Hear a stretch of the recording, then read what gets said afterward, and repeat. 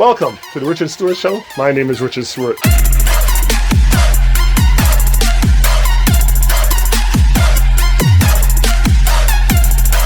I'm a former national team player for the Canadian national team who won a silver medal for Canada in the 91 games in Sheffield, England.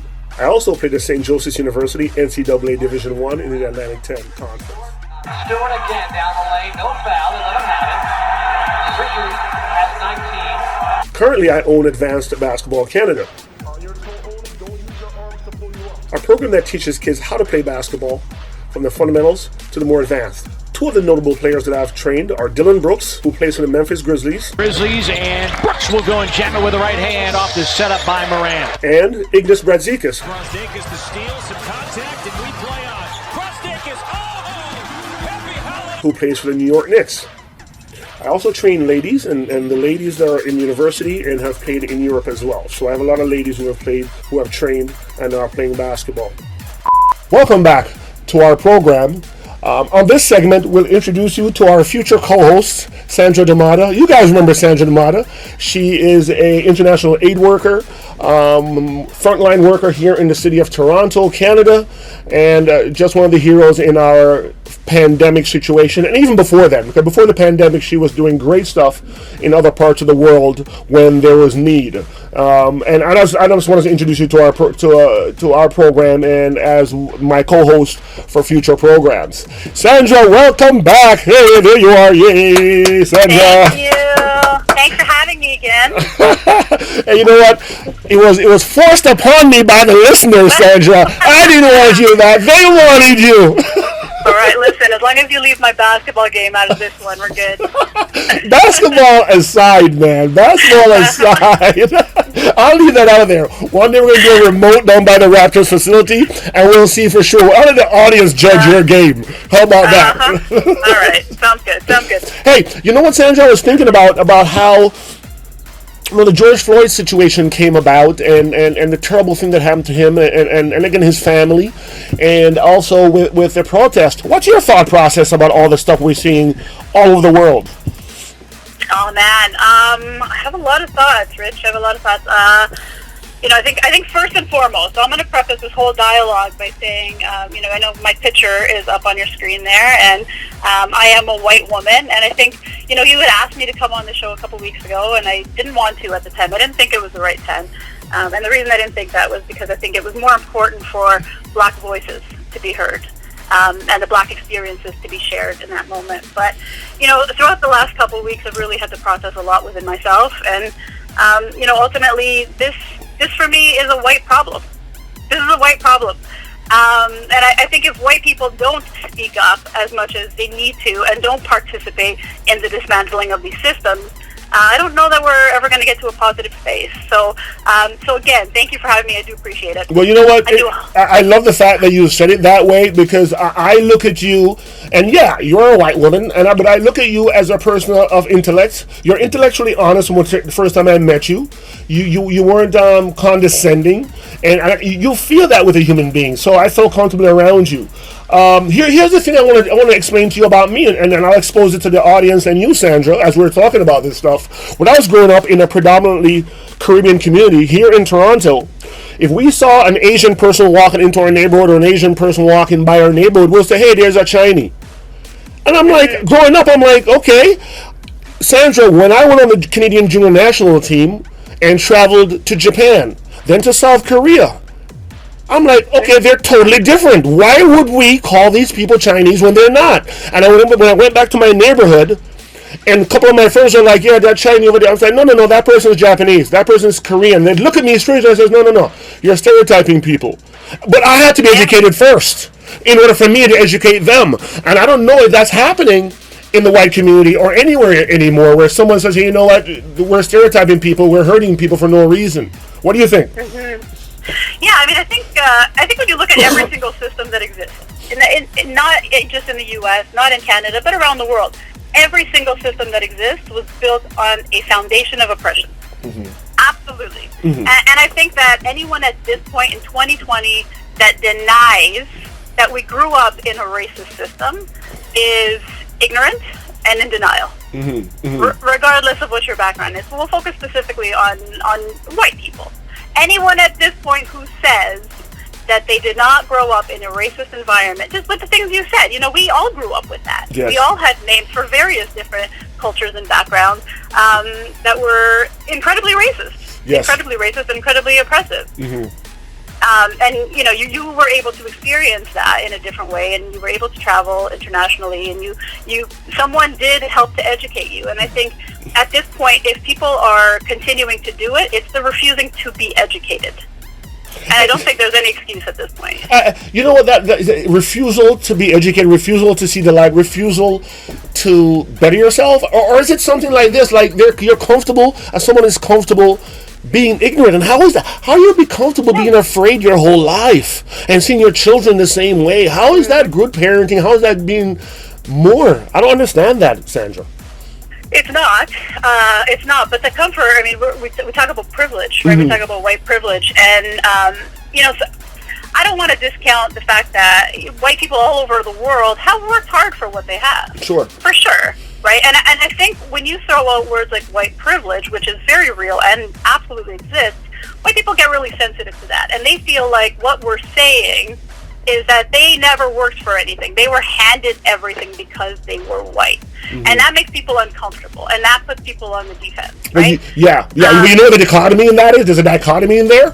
When people of black people or African Americans, what they're going through is their oral history, which is what they had to fall back on. And when they came, were brought, they saw the proverbial, I'm putting my fingers in quotation marks here, the white slave owner sitting on his porch drinking mint julep while the slave was working 18 hours a day. Then they turn around and call them shiftless, call black people lazy, when they weren't working at all. Their daughters and their sons sat on the porch all day long.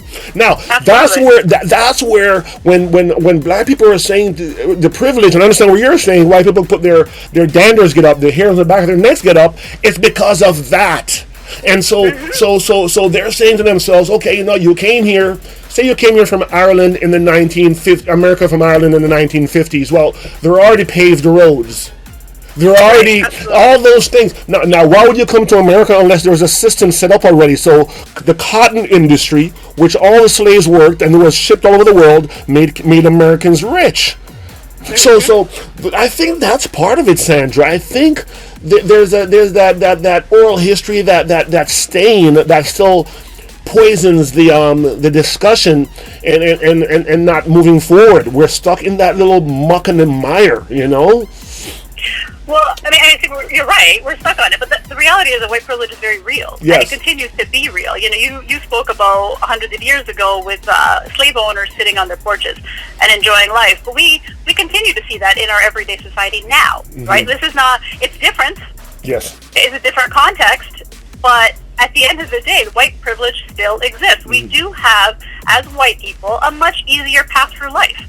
We have much more comfort in our environments, in our communities, in our workplaces, etc. Yeah. We have that. That exists. True. So we continue to see that. It can stem from the history, but this is history. Yeah. This continues to be history. We are still living in those systems. And they need to be dismantled. That's true. Tell me, give me one. I know you have a lot of thoughts on this, and I value your opinion, obviously. But give me one suggestion you make that would change legislatively here in Canada. What's one thing right away legislatively which would make, because we talk about stuff all the time. People talk about stuff all the time and saying hi to your neighbor and, you should hire that guy. Yeah.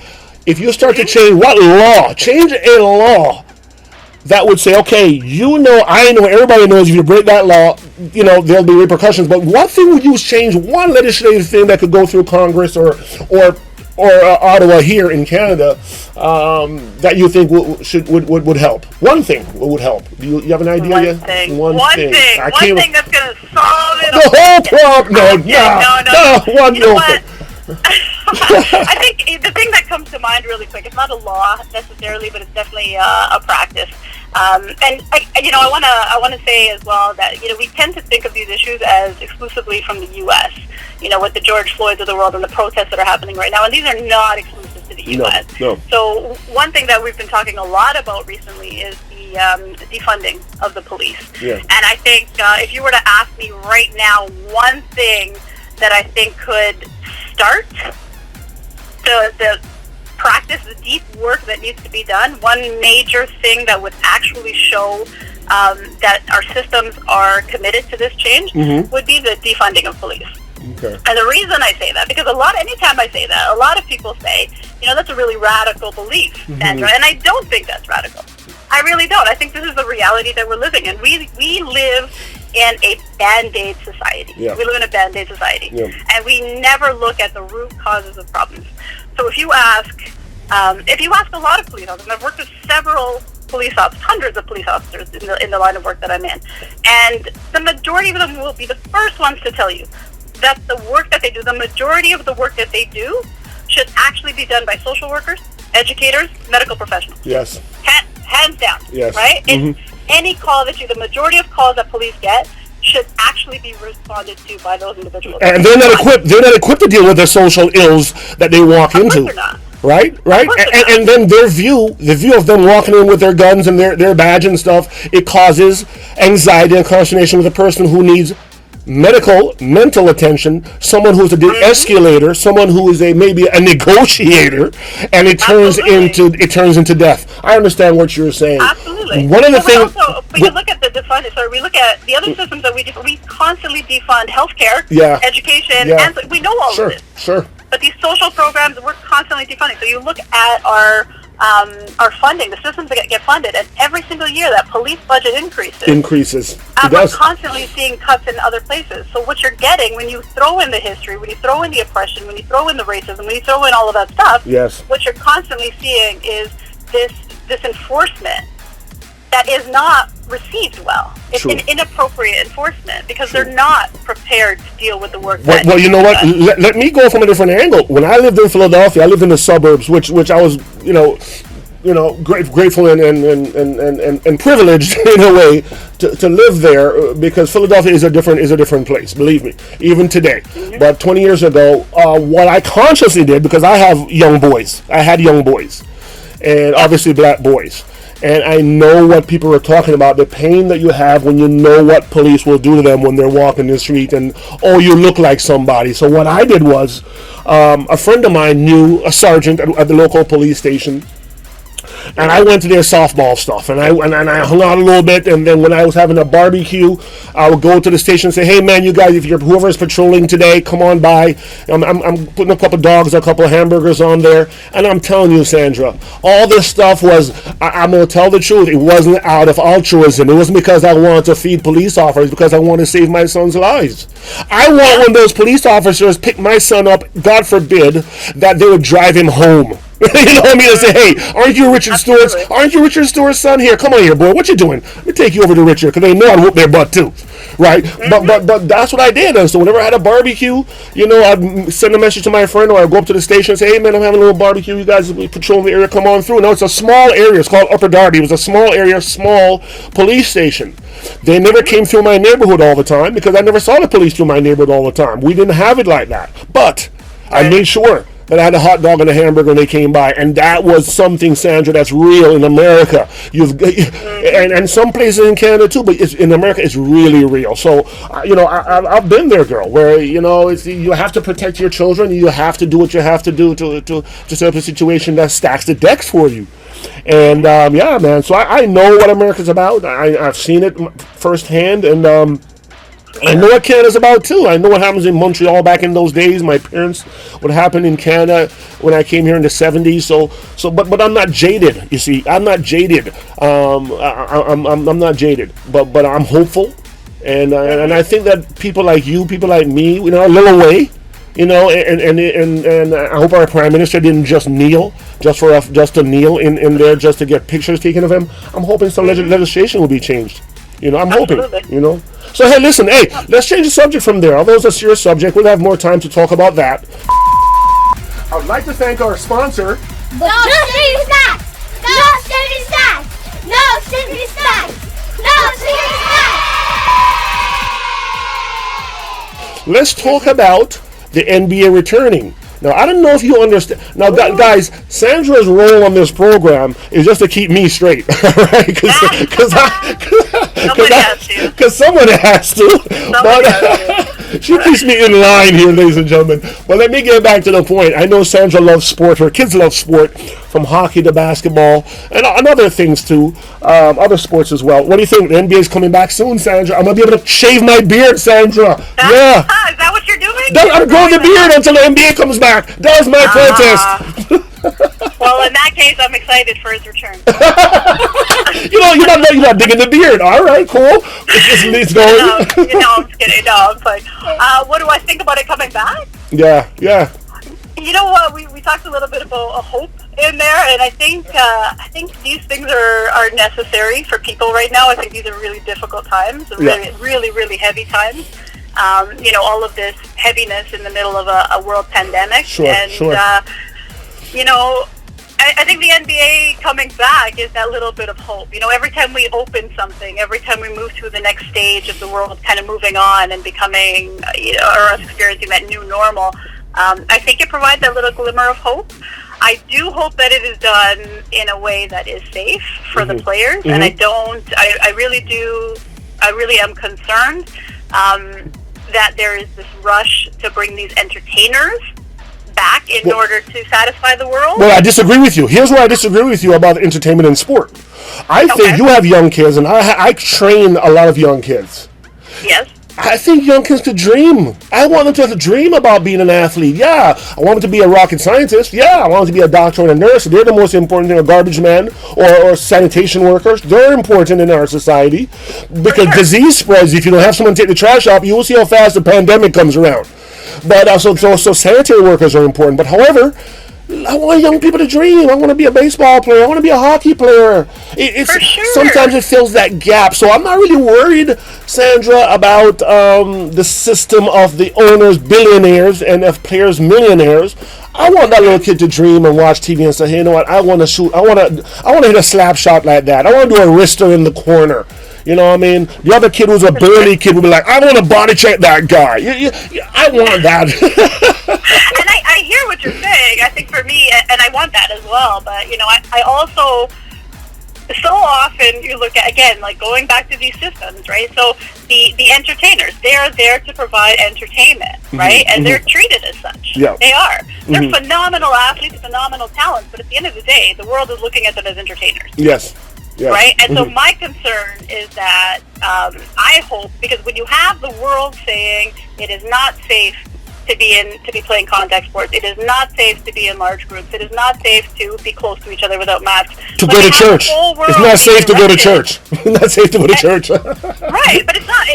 The whole world, every medical expert in the world is saying this. Yeah. And then you have, okay, but, we need to get back to the NBA.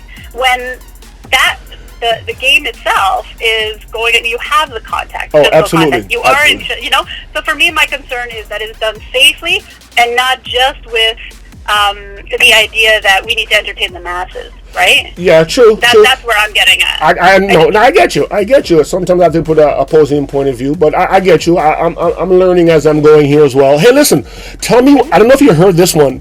Drew Brees. Did you hear of the New Orleans quarterback, Drew Brees? Did you hear about that one? Yeah. Oh, my God. Man. Hey, God, you want to tell you something, Sandra? Football is a sport where people put their lives on the line for that guy. If you're going to block for a quarterback, you can be a paraplegic.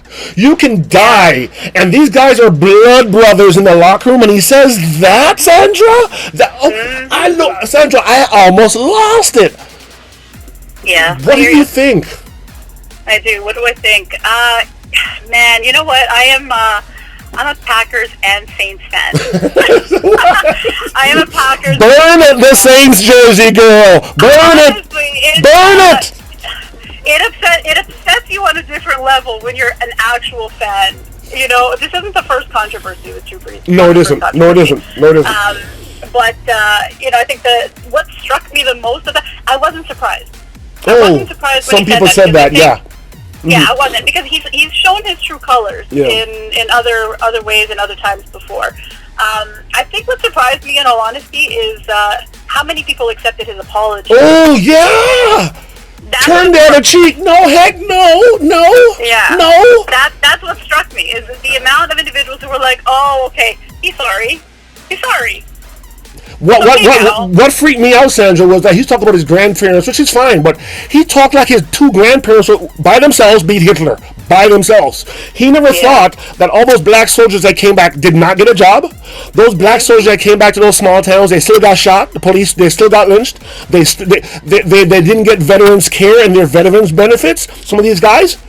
And he's going to throw up his grandparents as an excuse, which has nothing to do with the flag, nothing to do with the national anthem.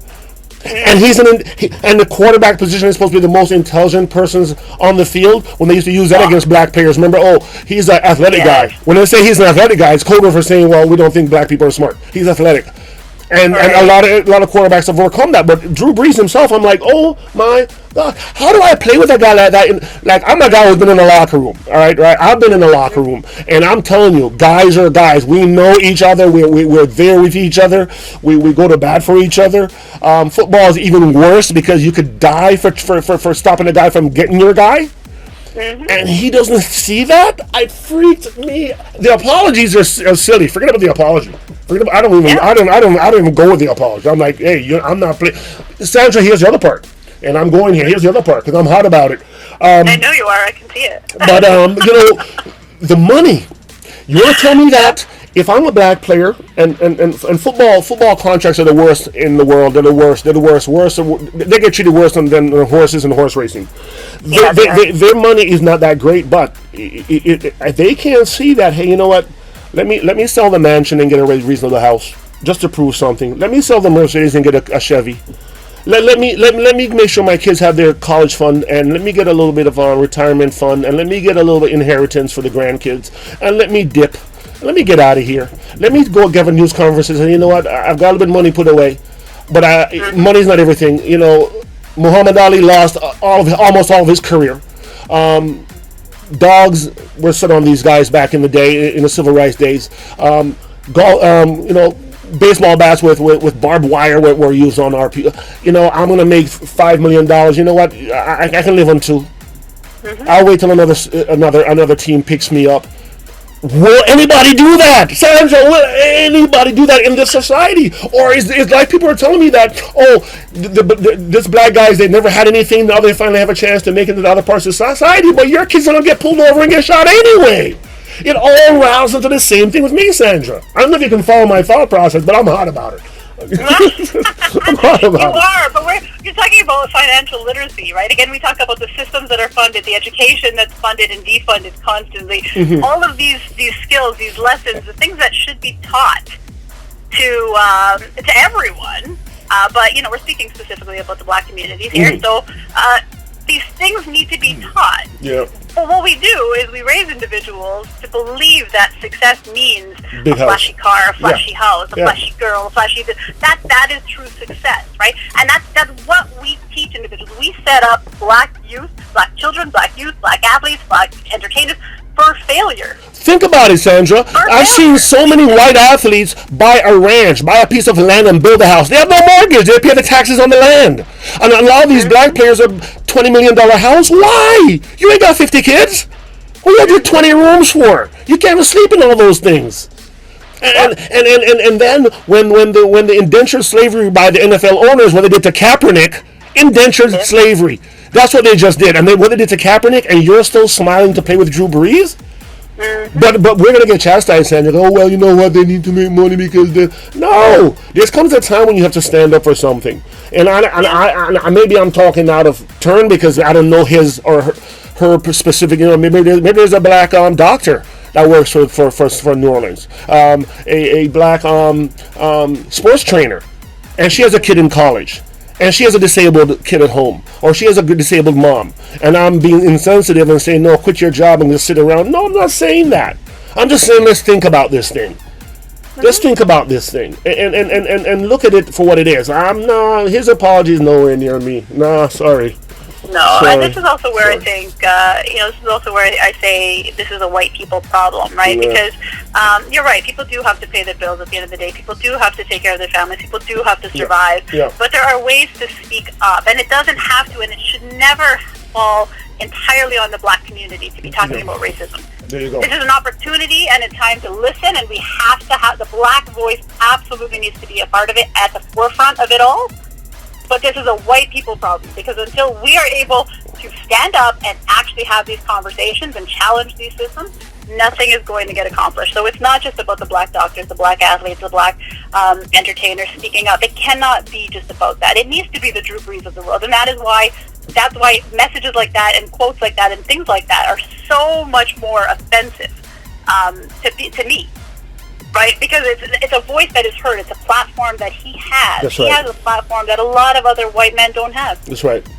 And to use it in that way is disheartening. It you really know what? is. It's disheartening. Ladies and gentlemen, you heard it here from my co-host Sandra Damota, and we are going to have spirited discussions like this in the future. That's why we have her on the show. She's much smarter than me, so I need her help. And Sandra, just love having you. And hey, listen, I've got to talk to someone here real quick who's calling in from America. And you have a great day. We'll see you soon, ladies and gentlemen. My co-host Sandra Damota. Thank you. All right, kiddo.